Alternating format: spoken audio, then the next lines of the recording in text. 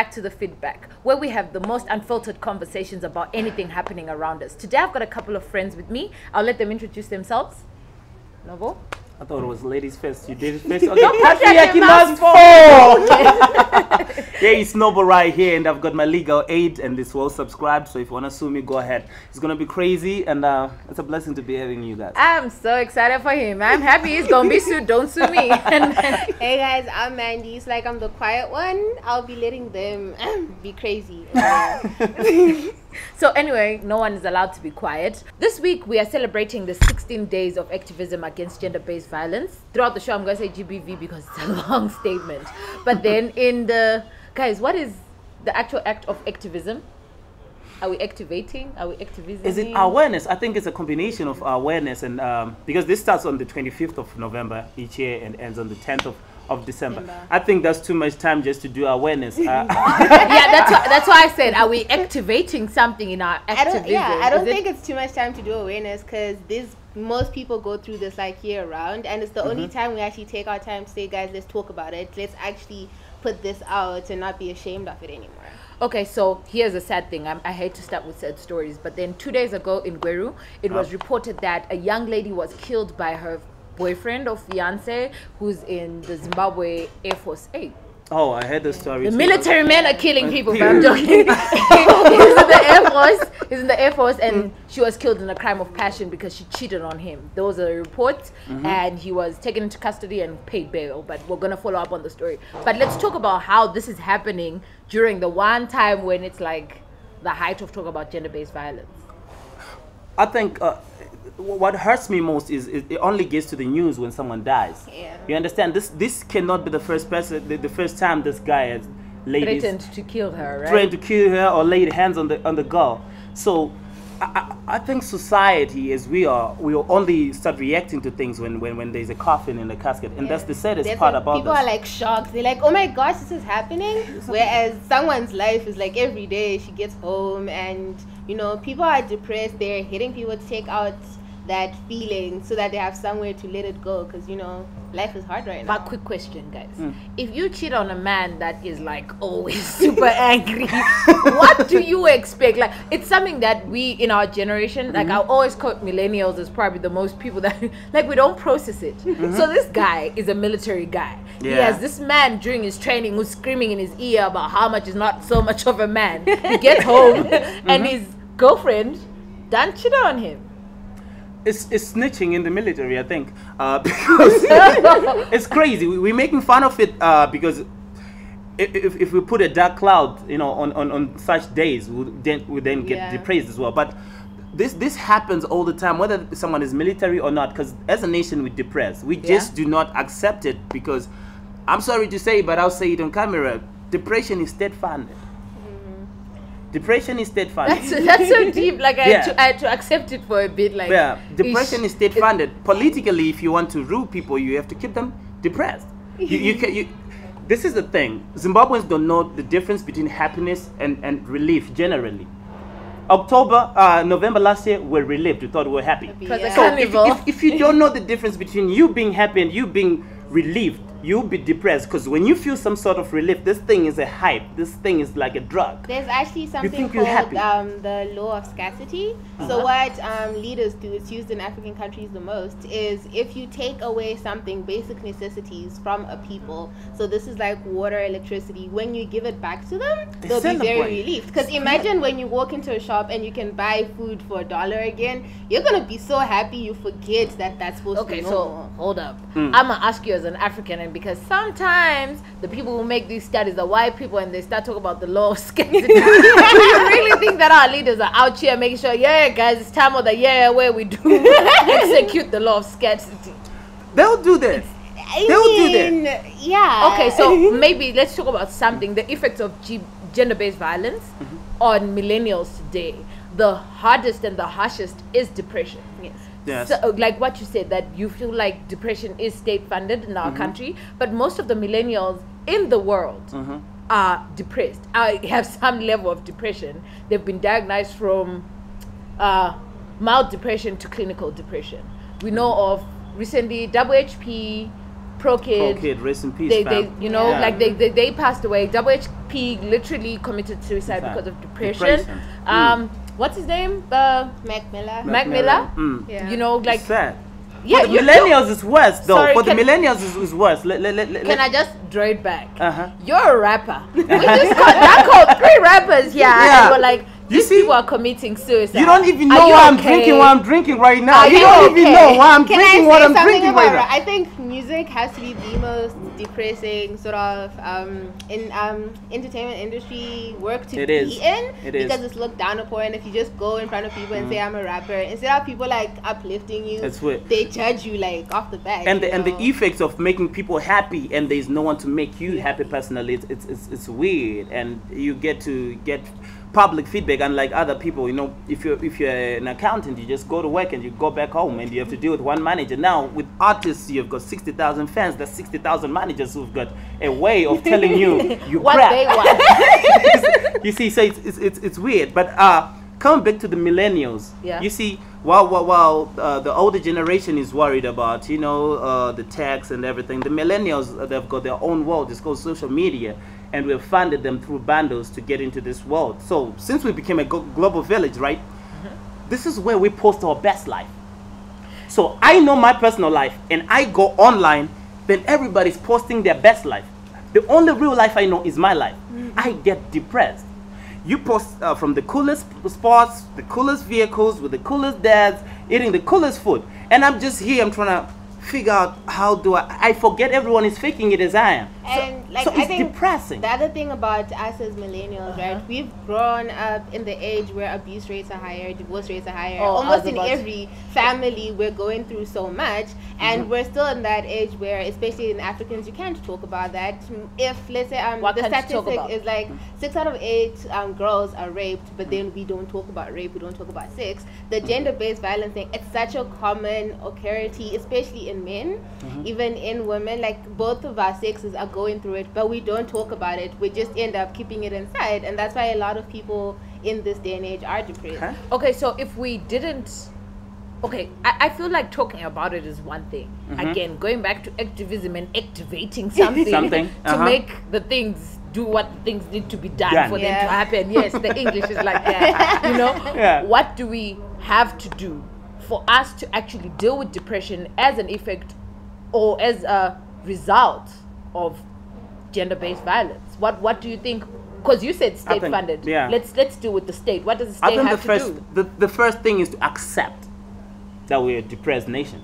The first thing is acceptance that we are depressed. You see, Tavuma. It's a taboo. You can't. What else can the state do for us? If you got a policy that says austerity for prosperity, basically you're saying I'm gonna further depress you. I'm going to make money out of you being depressed. So we have not accepted where we're coming from. We have not accepted the 37 years we've gone through. Okay. Well, I feel like the state should also, maybe I should ask you first before I give my last opinion. What do you think the state should do to address the fact that we are depressed? I think as a people, the state needs to actually address the problems, because I think depression isn't let's say the origin, it's not the root.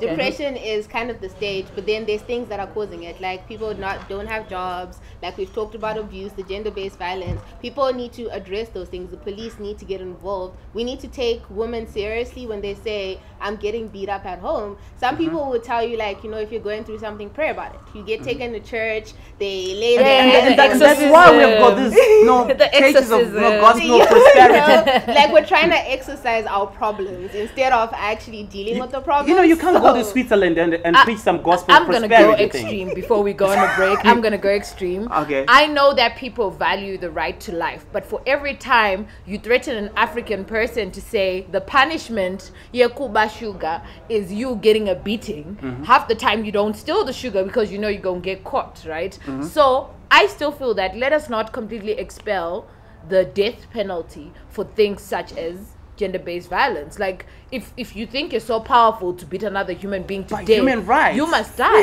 But if I take away her My right opinion- and you kill me, you've taken out my right to live as well. M- So population- if we're gonna if we're gonna respect decrease, human if rights, we're gonna decrease the number of knuckleheads in the world by eliminating them, I'm still going on for it. But no. But then Okay. it's True like story. you True can story. decrease the number of knuckleheads, but then knucklehead it's like a mentality. If you don't deal with the mentality, you've done nothing, because that knucklehead has I a kid. think Okay. the And mentality that has kid to is switch already, from caught on. from us trying to make the victim the one person that is to change. Like, you're told from the government, be resilient. No, I don't need to be resilient. Fix the issue. Okay, so we are about to go on a break right now. For everybody, if you are depressed, please go see a psychiatrist. There are over 150,000 graduates in Zimbabwe. The World Health Organization has suddenly put benches that are called the friendship bench. If you do feel like you need to talk to somebody and you don't want to pay for it, go find a friendship bench and talk to somebody who's going to help you. You don't need to go through it by yourself. So we'll catch you after the break.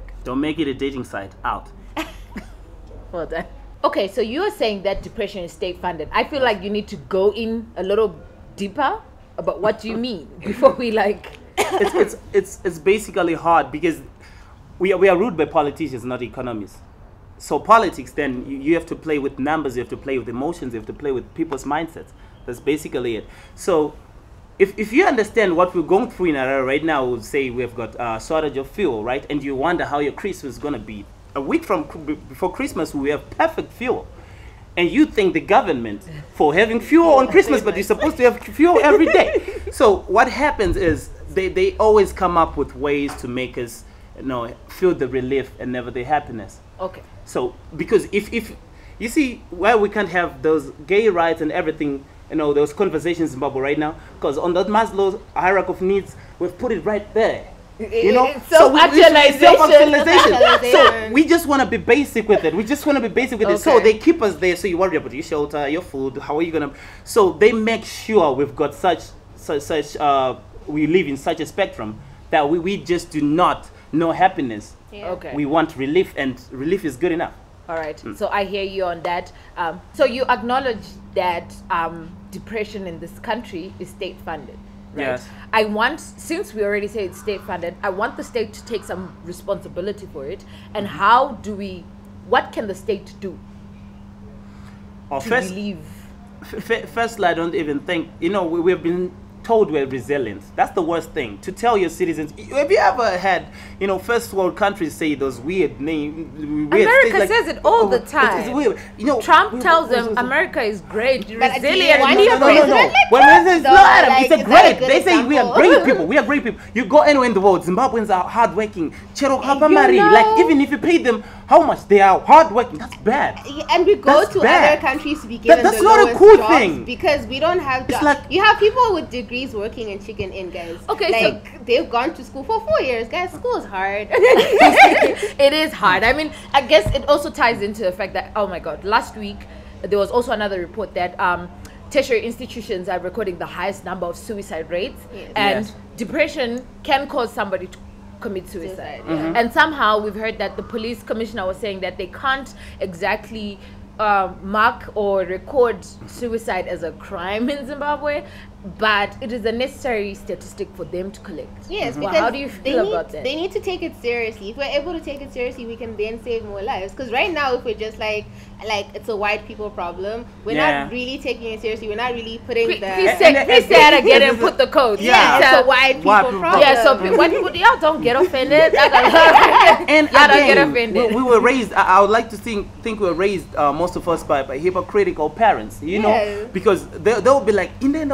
not boots. Like just what I'm saying. Like just mind your life. And these are the same parents who'd be like, wait a number. Like if I'm not gonna compare myself to other kids, don't compare me to other kids. Okay. Let's bring it back. Let's bring it back before the break, and y'all can sip on your drinks and not make the sounds. But let's bring it back. What can the state do? Because mine is an extreme recommendation of what the state can do. Y'all don't want to hear it. So what do you think the state can do? Mandy, you haven't said anything. I said, like what I said, I think the state can take it more seriously. Actually track the people that are, committing suicide who are threatening to commit suicide. Because you see, like in other countries, as soon as, let's say, you just tell me that, you know, I want to commit suicide and everything, I have to take it seriously and report it. But you do know that attempted suicide in Zimbabwe can get you into prison, right? No, but like I'm saying, if you then kill yourself, I can be arrested because I knew and I did nothing. I also believe that the state is to catch up on social media, because right now we're losing friends. Back then, you could tell your friend, because you don't have a phone. You want them to go CIA on us with keywords of what can reflect us. If I spend 90% of my time as a millennial on my phone, if I need these items, I'm not gonna go to a psychiatrist. I need an online platform where I can actually go and talk to this person. Okay. Because so I can't tell my friends no more, because my friends are online, and my friend is in Kwekwe, the other one is in Sydney, and the other one is in Vindo. Y'all can do a video call though. You see, that's the difference. Are you buying us that? Do you know how much expensive data is in Zimbabwe? Okay. I know this is heated up. Let's go on to a break. But I really feel like we should take note of the fact that depression is real, and you guys have been laughing about depression, which is not good. This is the only thing keeping us alive. You know the jokes, the satire in Zimbabwe. Again, depressed people can be happy and smiling and laughing people, but we need to notice that it exists. So the World Health Organization has set up benches in and around the country called the friendship benches, where if you are going through something and you need somebody to talk to and you're financially not able to see a psychiatrist and your medical aid does not cover you, get onto that bench. You always find somebody to talk to and, you know, let it out. And it's always better when a problem shared is a problem solved. I don't know if I believe that, but you know, let's try. It's an example that we need to use. So after the break, when these guys have done their weird sipping things, we'll go on to another topic for the day.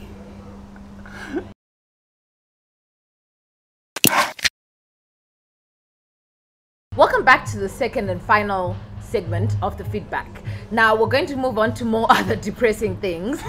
This week, the Commission of Inquiry of the 1st of August deaths of civilians finally wrapped up their public hearings. But like guys, I think we really need to talk about this, because like social media has been lighting up. People won't stop, you know, talking about it. Let's explain to people who, you know, haven't been involved. It's been a crazy week. It's been a crazy week for those who haven't been in the loop after elections, right? What happened on the 1st of August is I hope you're gonna call it as it is. Call it as it is. We had people in the streets who were later described as stupid, but that's fine. Who happened, I don't know why, because Zach had said they were gonna announce the results in 5 days. And within the first couple of days, we had people in the streets demanding their results, you know? Within the first 2 days? Yeah, within the first 2 days. We voted on the 30th? The 1st August. And then on the 1st of August, it was 2 days later. 2 days later, people were already on the streets. So what happened, there was police, then they were overpowered, as they would like to call it. Then they called the military. The military was trigger happy, and what happened, fast forward, with 6 people lying down flat. And we called the most un-African president to head the commission. Why un-African? Because this guy was given... You just call President Moklante un-African? He's the most un-African guy. That guy, after Thabo Mbeki resigned, was given a helm, and months later gave it to Zuma. That's so un-African. If you told to run things, fam, we don't give away power. Oh, okay. Oh, we're applauding you for a democratic item. I got you. But okay, let's go on to why it's depressing.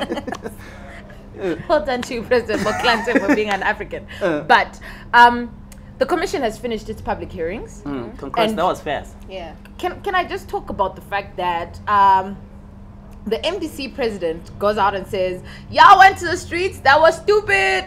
Y'all stupid people. And the soldiers, I call them the biggest idiots in town. I don't know how they're going to do this, but there's no way you're going to shoot out at civilians because they are protesting on the streets. Yeah. And we have 6 civilians, firstly, who are not protesting.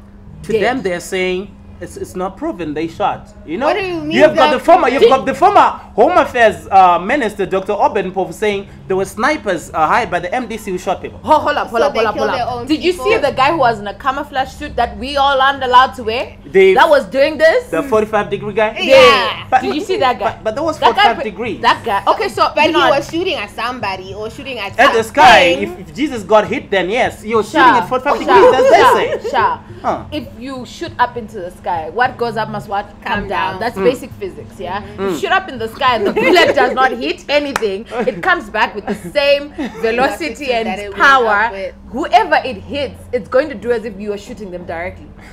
We've watched too many movies for this. But anyway, let's go back to what the commission is supposed to do. I have to say this. I need to put it down as a fact. Zimbabwe has gone through so many inquiries. Dating back to 1984, we had an inquiry over the Gugurahundi massacres, which is also something where civilians were killed, and there needed to be accountability for why people were killed. This is why the commission is there. We needed an accountability space where who was responsible for civilians dying and what must happen to them. So now that the commission is done, the report is supposed to come out. By the way, the Gugurahundi one didn't come out. Nobody knows where it is.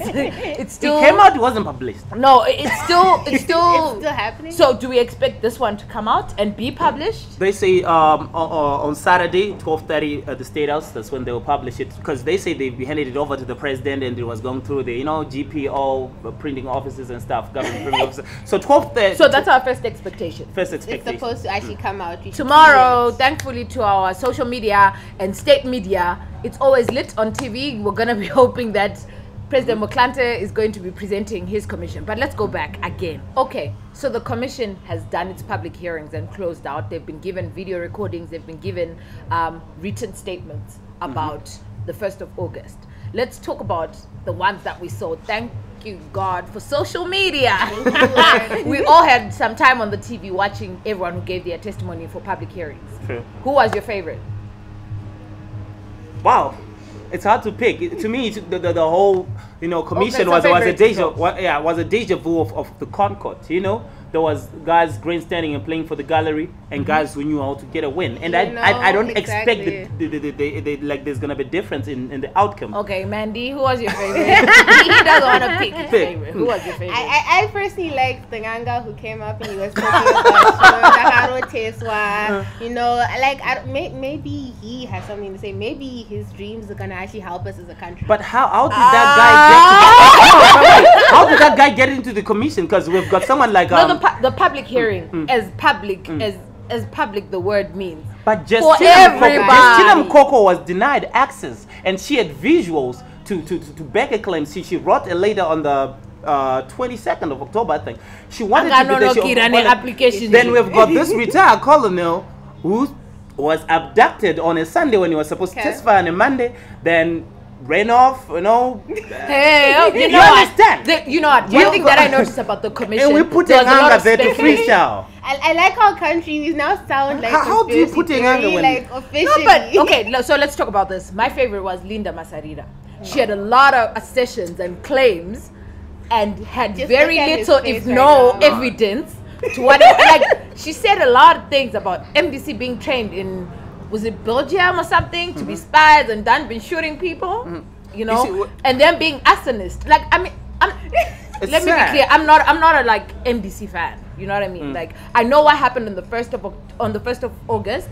There were leaders from the MDC that incited people. They're going to deny it, which they did in the public hearings, right? And people were incited and they went onto the streets, and the bigger idiot came and shot the people. You know what I mean? They were vandalizing, they burnt buses, they vandalized billboards and stuff, right? But then the person who shot civilians on the street was the bigger idiot. You know what I mean? The army was never supposed to be on the street. This is the way. So let's talk about, I want to talk about the general's testimonies. The general, I don't know. I want to take you back then back to the generals, right?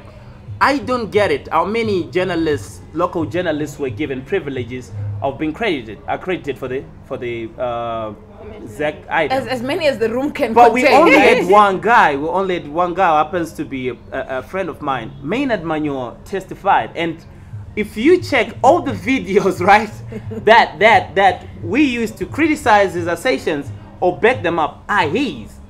We only have one set of visuals that's coming from two phones of one journalist. Well, I don't know where the rest of the journalists. This is the problem we're going to have. I'm not going to throw shade at the journalists. Our journalists are probably one of the sloppiest people in their profession. Also, they were being shot at, guys. I'm sorry, but if you hear it, you're going to run. Okay, so let's go back. Let's go back. So the generals. What was their testimony? The testimony was people died before the army got there. What? Who's got guns in Zimbabwe? I know. MDC snipers, as the former Home Affairs Minister put Can I just say this? Nigga, get out of here.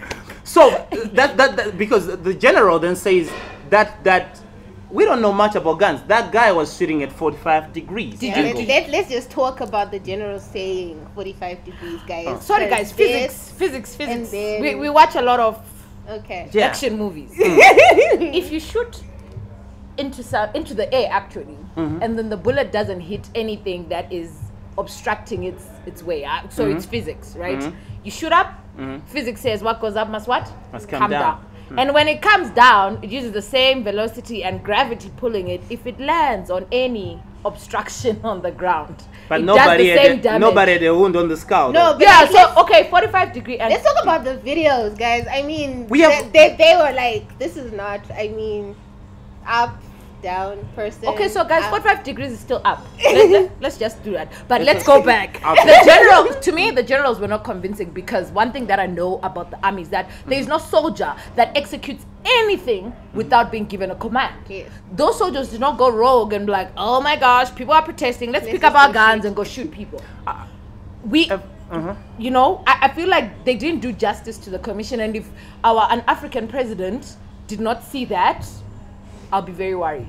It's weird though, because we had grandstanding people with a Kunaka who claimed, you see, when you go to a commission and you don't have names, facts or figures, you should shut up. There's a guy who would say, we know that guy who was kneeling. Then he asked them, like, can you just give us the name? You know, you would have saved the nation.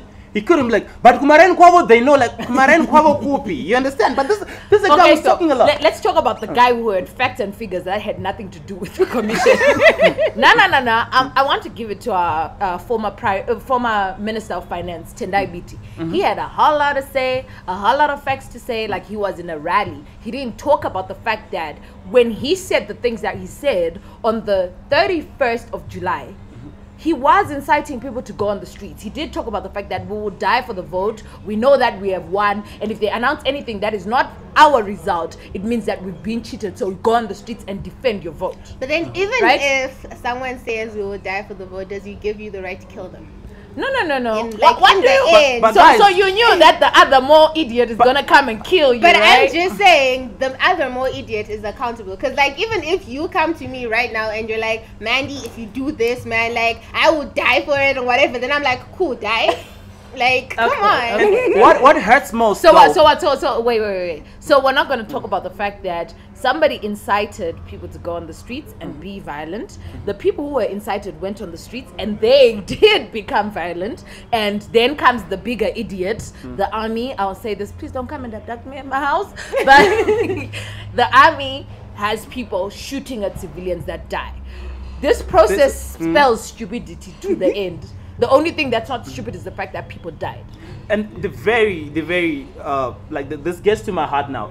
The people who incited the violence were not shot at. Exactly. Because they knew what they were doing. They knew when to run. The people who actually got shot were guys walking from going home. Yeah. These are the people who died. They didn't even know what was happening. Okay, so I want us to talk about what do we expect from the commission, because history in Zimbabwe is that for everything that has gone wrong, we've always gotten a commission to investigate. We had a commission that investigated the Gugurahundi massacres. We didn't get the report. One thing that we have is that there's a date out that on Saturday, the 1st of December, we're going to have the commission say out the report. What are you expecting from it? I think for once in Zimbabwe, we actually need someone to be accountable, someone to get arrested, someone to be pointed and say, at the end of the day, I take responsibility for what I did. Whether it's the person who did the actual shooting, whether it's the person who gave the command, but somebody to actually, at least, you know, because everything in Zimbabwe just happens. Money disappears, people are just kicked away, you know, and you it expect just somebody happens. to be arrested. Please, for once, you know. Okay.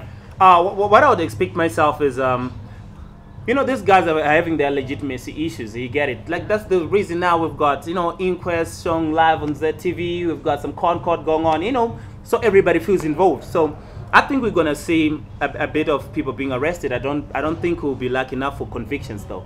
People get arrested, but there'll be no real convictions, because you after 6 people died, somebody has to be held responsible. But I don't think you can hold the military responsible at this time. Like, honestly, on the ground, I don't think I don't think there's a brigadier who's gonna be in jail. Wow, they kind of executed the coup, right? Yeah, you know. They're the guys that made the president be president, right? Retirement benefits, fam, I made you, holla back. Okay, my expectation from the inquiry is that whilst we're giving everybody their fair share of responsibility, I feel like from the people that were inciting the violence that happened, they need to pay for damages of arson and vandalism of property, in as far as their supporters went there.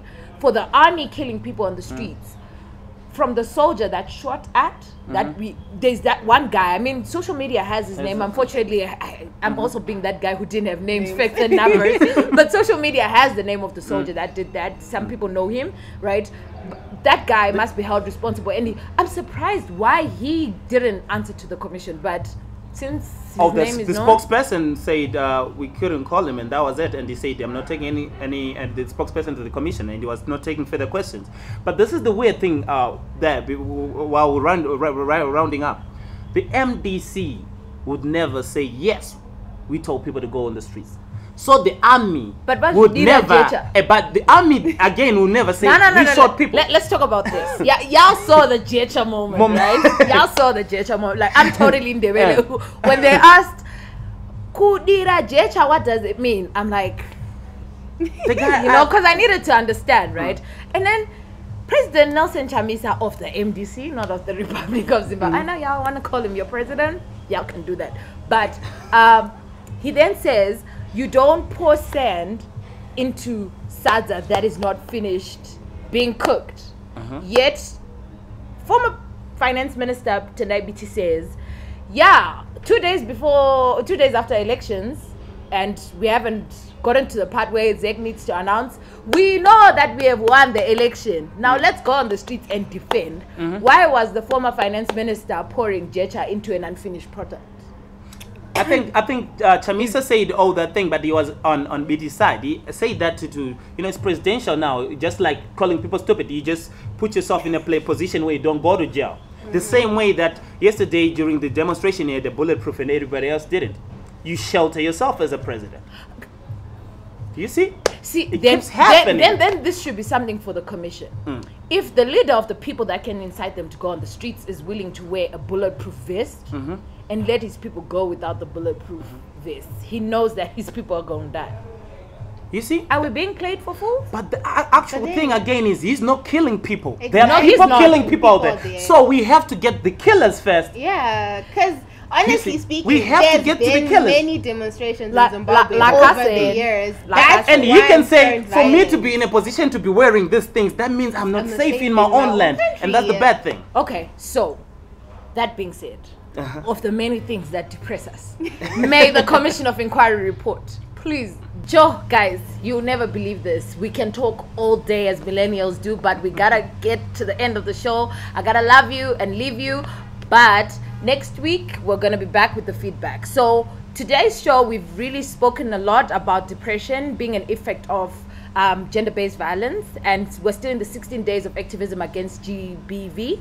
And do your own part. Look after your friends, look after your family. If they are going through something, be their support system. But moreover, we have spoken about the Commission of Inquiry, and we feel that it is necessary that we all be involved as a citizen. So very much like anything in Zimbabwe, we think that by the time you watch this episode, the report is out. But this being Africa, ain't no rush for anything. We might just be still waiting for the report, right? So it's been fun hanging out with Noble and Mandy. Catch us again next week. And just like the conversation never ends, catch us on social media. All of our Twitter handles are out on your screens. And give us your comment, give us your feedback, and holla at us. Join the conversation.